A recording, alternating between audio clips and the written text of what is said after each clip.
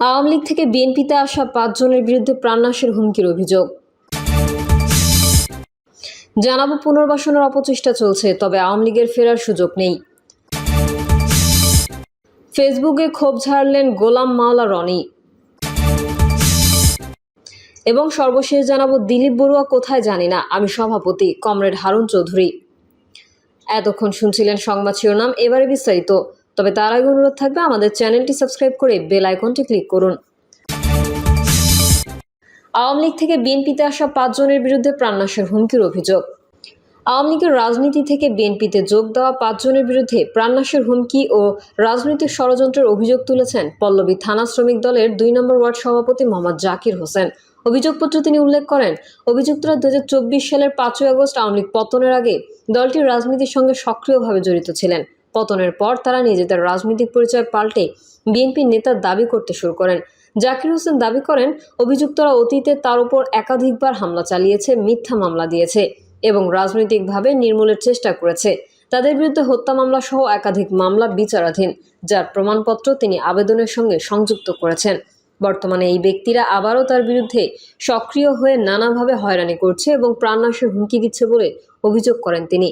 জাকিরের দাবি, তাদের উদ্দেশ্য হলো তিনি যাতে তাদের বিরুদ্ধে কোনো আইনি ব্যবস্থা নিতে না পারেন, আইনগত পদক্ষেপের অনুরোধ নিজ ও পরিবারের নিরাপত্তার স্বার্থে ডিএমপি কমিশনার ও আইজিপির কাছে অভিযুক্তদের বিরুদ্ধে দ্রুত আইনানুগত ব্যবস্থা গ্রহণ এবং তাদের কার্যকলাপের সুষ্ঠু তদন্তের দাবি জানিয়েছেন মোহাম্মদ জাকির হোসেন।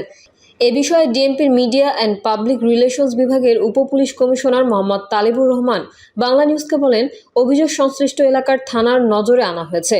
অভিযোগ তদন্ত করে অভিযুক্তদের জানানো হয় এবং ক্ষেত্র বিশেষে তাদের পরামর্শ দেওয়া হয়।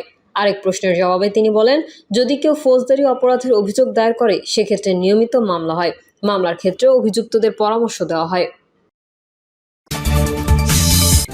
পুনর্বাসনের অপচেষ্টা চলছে, তবে আওয়ামী লীগের ফেরার সুযোগ নেই। জুলাই গণঅভ্যুত্থানে পতিত আওয়ামী লীগকে নির্বাচন কেন্দ্রিক পুনর্বাসনের অপচেষ্টা চলছে জানিয়ে এ বিষয়ে গভীর উদ্বেগ ও নিন্দা জানিয়েছে বৈষম্য বিরোধী ছাত্র আন্দোলন।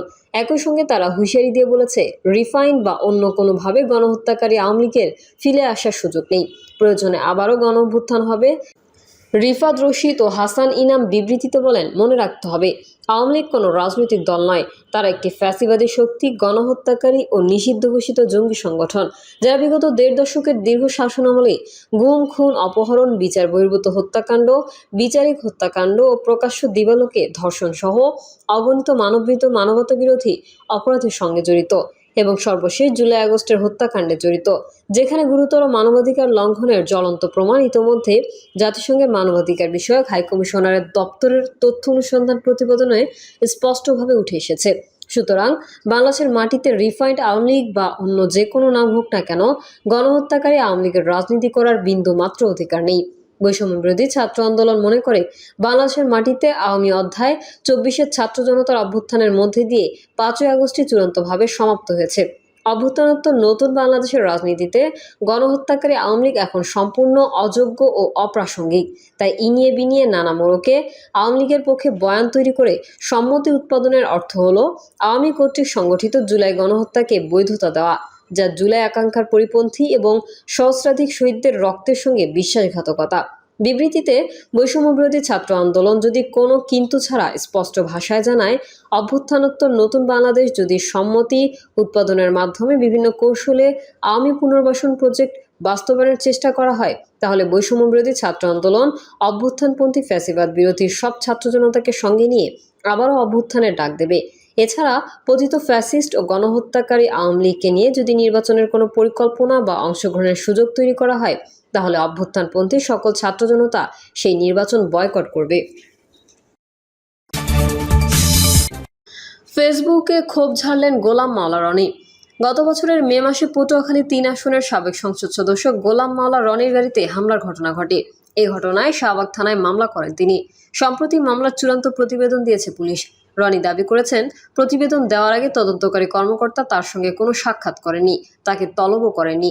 বুধবার সকালে নিজের ভেরিফাইড ফেসবুক পেজে এই ঘটনার ক্ষোভ প্রকাশ করে একটি পোস্ট দিয়েছেন রনি। তাতে তিনি ঘটনাবলী তুলে ধরে ঢাকা মহানগর পুলিশ কমিশনারের শেখ মোহাম্মদ সাজ্জাদ আলীকে প্রশ্ন করেন, আমার এখন কি করা উচিত? সাবেক সংসদ সদস্য এই পোস্টে শেখ মোহাম্মদ সাজ্জাদ আলীর একটি ছবি দিয়ে লেখেন, ছবির ভদ্রলোককে সালাম এবং শুভেচ্ছা।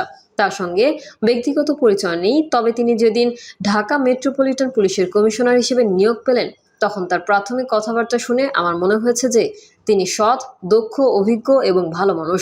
অথচ তার সময়কালে তারাই অধীনস্থ অফিসের তুঘলকি কাণ্ডে আমি রীতিমতো অপমানিত, বিব্রত এবং ক্ষতিগ্রস্ত। তাই সুবিচারের আশায় আমার বিষয়টি তার সমীপে পেশ করলাম। আওয়ামী লীগ জামানার শেষ দিকে অর্থাৎ 2024 সালের মে মাসের 21 তারিখ বেলা 11টার দিকে ঢাকা বিশ্ববিদ্যালয় চত্বর হয়ে আমি অফিসে আসছিলাম। আমার গাড়ি টিএসসি হয়ে জাতীয় চার নেতার মাজারের কাছাকাছি আসামাত্র কয়েকজন সন্ত্রাসী হাতুড়ি এবং অন্যান্য অস্ত্র হাতে আমার গাড়ির গতিরোধ করে। তারা আমার গাড়ির উইন্ডশিটের গ্লাস ভেঙে ফেলে এবং গাড়ির দরজা খুলে আমার উপর আক্রমণ চালায়।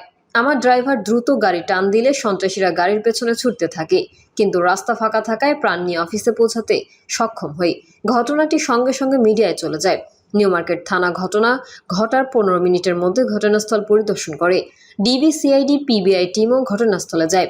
ডিএমপির তখনকার কমিশনার, মহানগর ডিবির প্রধান সহ পুলিশের বড় কর্তৃবৃন্দ আমাকে ফোন করেন।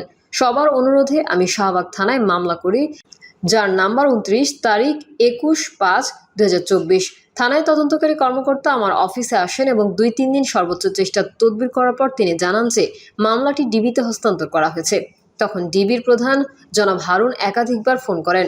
আজাদ নামে ডিবির একজন ইন্সপেক্টর তদন্তের দায়িত্ব পান এবং তিনি প্রায় 2 থেকে 3 সপ্তাহ সর্বোচ্চ চেষ্টা করে মামলার গুরুত্বপূর্ণ আলামত, তথ্য উপাত্ত সংগ্রহ করেন। ইতিমধ্যে জুলাই বিপ্লব শুরু হয় এবং ইন্সপেক্টর আজাদ বদলি হন।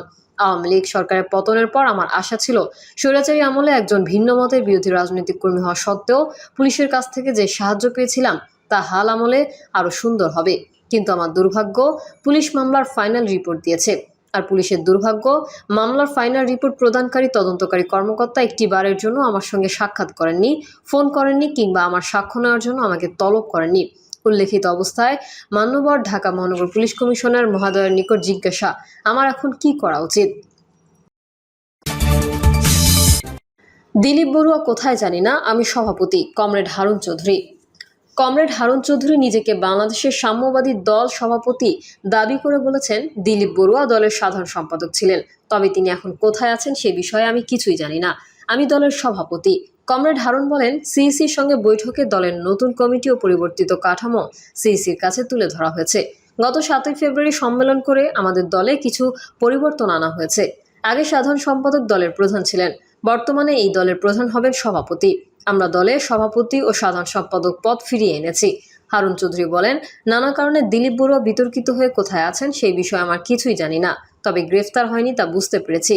তিনি দেশের বাইরে আছেন নাকি দেশে আত্মগোপনে আছেন সেটা আমরা বলতে পারছি না। সিইসির কাছে দলের দাবি তুলে ধরার বিষয়ে উল্লেখ করে হারুন চৌধুরী বলেন, আগামী নির্বাচনে পেশি শক্তি, টাকার খেলা ও ডিক্লারেশন বন্ধ হতে হবে। সিইসির কাছে আমরা গ্রহণযোগ্য নির্বাচনের দাবি জানিয়েছি। প্রিয় দর্শক, এই ছিল এখনকার সর্বশেষ সংবাদ। আপডেট ও সংবাদ পেতে চ্যানেলটি সাবস্ক্রাইব করে বেল আইকনটি ক্লিক করুন।